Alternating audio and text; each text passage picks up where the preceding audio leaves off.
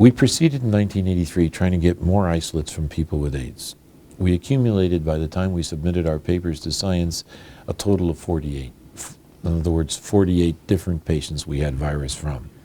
At the time that Bob Gallo published his 4 papers all in a row in Science in May 1984, one of those papers claimed that there were up to 48 separate isolations from different patients, and that there's been controversy as to whether that was correct.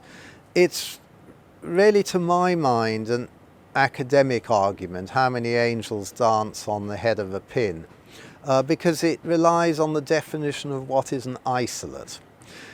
What they claimed in that paper is that they could grow the virus, at least for a short time, and observe virus activity by assaying for the reverse transcriptase enzyme in at least 48 different patients. Gallo tried to find reverse transcriptase activity in a number of cultures from AIDS patients, and when they failed to find such activity, they went and co-cultured the H9 cell line with supernatants or cells, we still don't know exactly, from a number of patients. And it's such a mixture.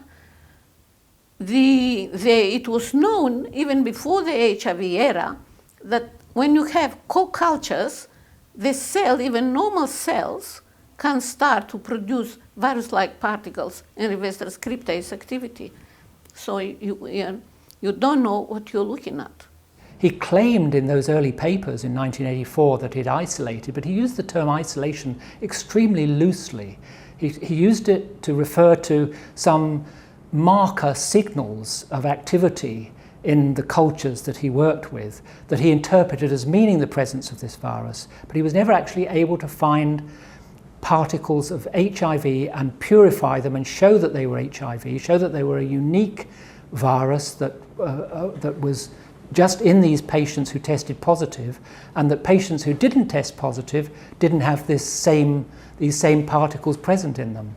He only managed to make the genetic phenomena that he termed HIV become apparent through a very, very long procedure of stimulating cell culture, co-culturing cells from patients with other cells from other patients and kicking them with chemicals and mixing them in cell lines which themselves are known to be highly active, like a leukemic cell line.